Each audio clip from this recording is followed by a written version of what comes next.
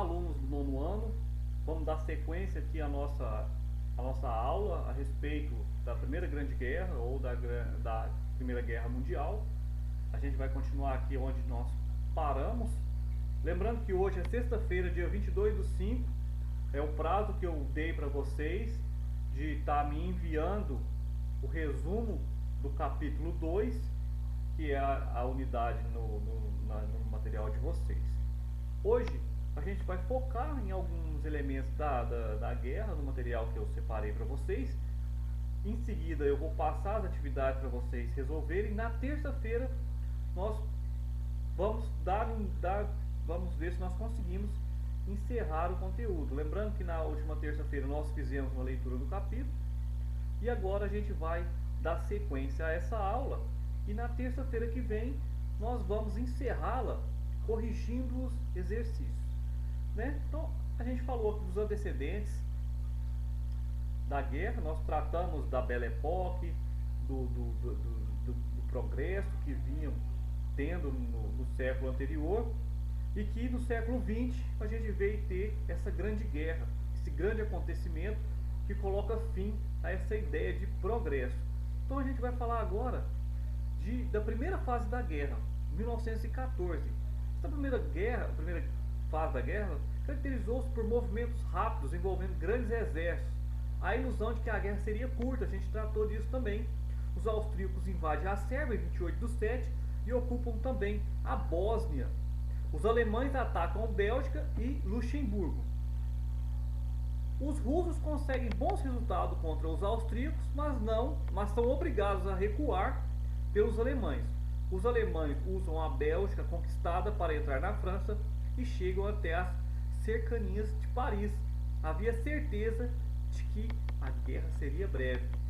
Então a gente vai ter sempre essa ideia de que a guerra seria breve, né? E aí ela vai se alastrando.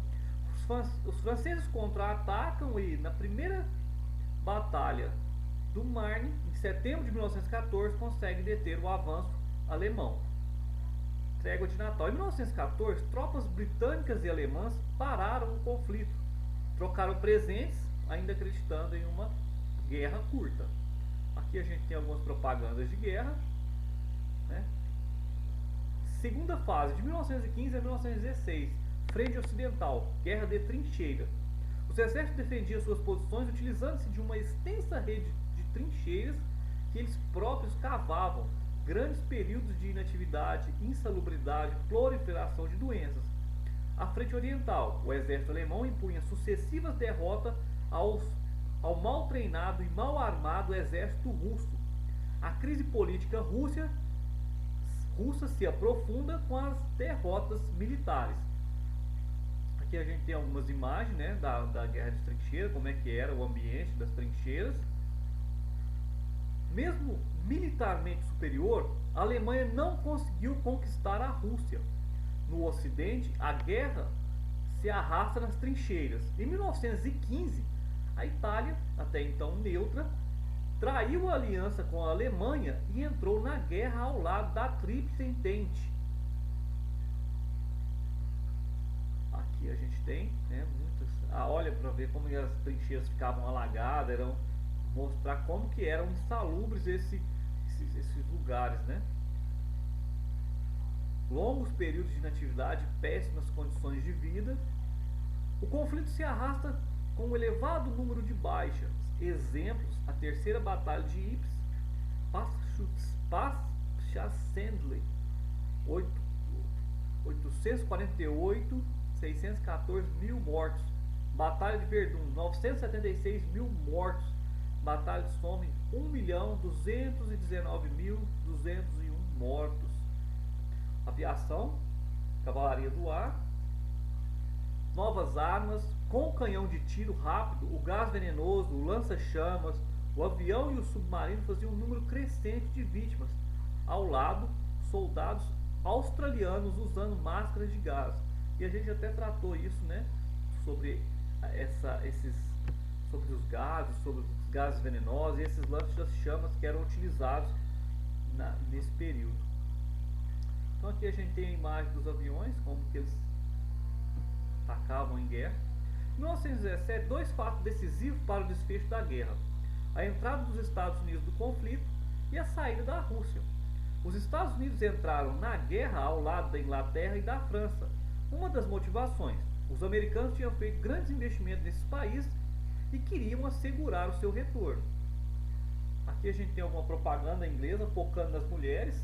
As fábricas de munição precisavam de mão de obra. Então, assim, eu destaquei esses slides também em função da falta que se dá nos materiais didáticos. Muitas das vezes esquece das mulheres nessa guerra, né? A gente vai ter muitas mulheres aqui, essas propagandas para que elas trabalhem nessas fábricas de armas, né? Fábricas de bélicas, vão ter essas mulheres trabalhando, e nós vamos ter mulher no front também, mulheres que vão entrar na guerra. Mais para frente a gente vai ter imagem também. Propaganda focada nas mulheres, seja como enfermeiras ou comprando bônus de guerra. Sua ajuda era fundamental. Apelo erótico, idealização, a mãe e esposa que se sacrifica, e a sedutora Christie Girl, arte de Howard Chandler Christie. Apelo erótico e idealização, a enfermeira seminua e a mulher branca indefesa, vítima da brutalidade alemã. No leste europeu, houve mulheres combatentes. A romena Ekaterina Teodoriu começou como enfermeira e tornou-se soldado. Morreu em combates. Já a serva Milunka Savic lutou disfarçada de homem. Permaneceu combatendo mesmo depois de descoberta. Lutou nas guerras balcânicas e na Primeira Guerra. Ferida 9 vezes, é a militar mais condecorada da história. O único grupo feminino regular combatente foi o Batalhão de Morte Russo, criado pouco antes da saída do país da guerra. Das 2.000 candidatas, restaram 300. Aqui temos Maria Leontievna Bokchereva.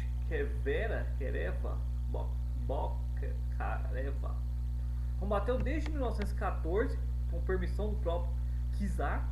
Participou da criação do Batalhão da Morte. Com a Revolução, foi presa pelos bolcheviques, libertada. Mais tarde, retorna para lutar ao lado dos brancos. Capturada, terminou executada como inimiga do povo. Uma guerra realmente mundial. A Grã-Bretanha contou com tropas de 2 colônias, como Austrália, Índia, Canadá e África do Sul. Outras nações também se envolveram na guerra. Império Turco-Otomano e a Bulgária juntaram-se à Tríplice Aliança, enquanto Japão, Portugal, Romênia, Grécia, Brasil e Argentina colocaram-se ao lado da Entente. A saída da Rússia da guerra está relacionada à Revolução Socialista de 1917. O novo governo alegou que a guerra era imperialista e que o país tinha muitos problemas internos para resolver. Socialistas e anarquistas colocaram-se contra a guerra e defendiam a união dos operários e de todo o mundo. Já os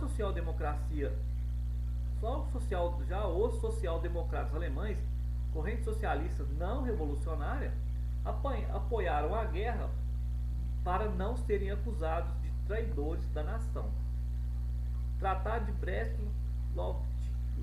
Brest-Litovsk, firmado pelo governo bolchevique da Rússia e da Tríplice Aliança em 3 de março de 1918, ignorava os aliados, França e Grã-Bretanha. A Rússia, que contabilizava já 4 milhões de mortos, saíam da guerra e aceitava condições humilhantes. Abria mão da Finlândia, da Estônia, da Letônia e da Lituânia, da Polônia, Bielorrússia e Ucrânia e outros territórios que continham 1/3 da indústria cimento e de suas minas de carvão. Na Alemanha do pós-guerra, os socialistas serão acusados de traição por sua posição anti-guerra, e os social-democratas acabam recebendo a mesma acusação. Propaganda socialista inglesa contra a guerra e outra norte-americana. Apelo de uma mãe pela paz. Não criei meu filho para ser um soldado. Havia também pacifistas cristãos e outros grupos anti-guerras, pedindo que a população vote não no referendo de alistamento militar. Fim da guerra.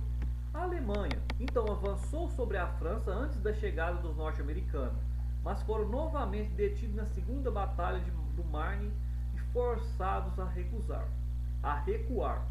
A partir desse recuo alemão, os países da Entente foram impondo sucessivas derrotas aos seus inimigos. A Alemanha ainda resistia, quando foi sacudida por uma rebelião interna que forçou Kaiser Guilherme II a abdicar em 9 de novembro de 1918. 14 pontos de Wilson. Era o conteúdo de uma mensagem enviada ao Congresso americano em 8 de janeiro de 1918, sintetizando o programa de paz do presidente Wilson: abolição da diplomacia secreta, liberdade dos mares, eliminação das barreiras econômicas entre as nações, redução dos armamentos nacionais, redefinição da política colonialista, levando em consideração o interesse dos povos colonizados, retirada dos exércitos de ocupação da Rússia, restauração da independência da Bélgica, restituição da Alsácia-Lorena à França, reformulação das fronteiras italianas, reconhecimento do direito de autonomia dos povos da Áustria-Hungria. E aqui a gente tem o presidente americano, democrata Woodrow Wilson, recebeu o Prêmio Nobel da Paz de 1918 por sua atuação. E aqui continuando, a gente tem a restauração da Romênia, da Sérvia e de Montenegro, direito de acesso ao mar para a Sérvia, reconhecimento do direito de autonomia do povo da Turquia e abertura permanente dos estreitos que ligam o Mar Negro ao Mediterrâneo, independência da Polônia e direito de acessar ao mar, criação da Liga das Nações ou Sociedade das Nações. Entende-se o uso dos 14, a Entente usou os 14 pontos em sua propaganda no final da guerra. Milhares de folhetos foram lançados sobre a Alemanha. Os 14 pontos, no entanto, não estavam sendo levados a sério nem pela Grã-Bretanha, nem pela França e outros aliados. No entanto, seu conteúdo teve peso considerável na rendição alemã. Para a amargura do democrata Wilson, o Congresso americano, dominado pelos republicanos, se recusa a assinar o Tratado da Liga das Nações. A Alemanha tornou-se uma república sob risco de guerra civil. 2 dias depois assinou o armistício, a rendição alemã e a assinatura do Tratado dos 14 pontos para a paz. Não selaram definitivamente as questões abertas com a guerra. Algumas potências ainda buscavam um tratamento mais rigoroso às nações derrotadas na guerra, principalmente a Alemanha. Tratado de Versalhes. Em 28 de julho de 1919, as nações vencedoras do conflito reuniram-se no Palácio de Versalhes para novas negociações de paz. O Tratado de Versalhes estabelecia que a Alemanha era obrigada a restituir a Alsácia-Lorena à França, ceder as minas de carvão do Saare à França por um prazo de 15 anos, ceder suas colônias, submarinos e navios mercantes à Inglaterra, França e Bélgica. Aqui a gente tem uma charge norte-americana, satiriza a política externa de seus aliados. Eles estariam lançando sementes da nova guerra. Tratado de Versalhes. O Tratado de Versalhes estabelecia que a Alemanha era obrigada a restituir a Alsácia-Lorena, passamos, né, também. Aqui tem a imagem do Lord George, Vitória, Emanuele, Orlando, americano, né, as negociações aqui dos tratados. O Tratado de Versalhes, que a Alemanha também era obrigada a reduzir seu poderio bélico, ficando proibida de possuir forças aéreas, de fabricar armas, de ter um exército superior a 100 mil homens. O serviço militar foi abolido. Para os alemães, o Tratado de Versalhes representou tanto uma traição quanto uma humilhação. Resultado? Rancor e desejo de revanches. Aí aqui a gente tem vários outros tratados, né, que foram na Europa antes da guerra e depois da guerra. A gente tem esse mapa aí. E por fim aqui a gente tem o saldo da guerra, né? Declínio da Europa, que foi duramente atingida pelo conflito. Ascensão dos Estados Unidos, que a partir de então se confirma como uma das grandes potências. Intensificação dos problemas que contribuíram para a Revolução Socialista na Rússia. 11 milhões desses, 8 milhões eram combatentes. Fim do Império Russo, Austro-Húngaro, Alemão e Otomano. Surgimento de novos estados. Do desmembramento do Império Austro-Húngaro Surge a Áustria, a Hungria, a Tchecoslováquia e Iugoslávia, nome oficial da Grande Sérvia, criada em 1931. Do desmembramento do Império Russo, União das Repúblicas Socialistas Soviéticas, Finlândia, Polônia, Lituânia, Letônia e Estônia. Crise econômica generalizada, com especial gravidade na União das Repúblicas Socialistas Soviéticas, Itália e Alemanha. Monumento de Poland Docks honra os mortos na Segunda Batalha de Marne, que garantiu a ofensiva final da Entente. Ainda em relação ao saldo, a gente tem o enfraquecimento das democracias liberais e derrubada de várias monarquias, surgimento dos regimes totalitários, tanto de esquerda, comunismo, como de direita, fascismo, criação da Sociedade das Nações ou Liga das Nações, um dos poucos itens dos 14 pontos que foram aproveitados, existência de minorias étnicas com tendência separatista em vários países da Europa Central e Oriental, criando graves focos de tensão. Então, pessoal, aqui a gente encerra. Esse é o saldo da guerra e a gente encerra esse assunto. A gente agora retorna ao livro para a gente finalizar as atividades. Eu quero que vocês façam os exercícios da página 435, 1 e 2. Em seguida a gente vai para a página 439.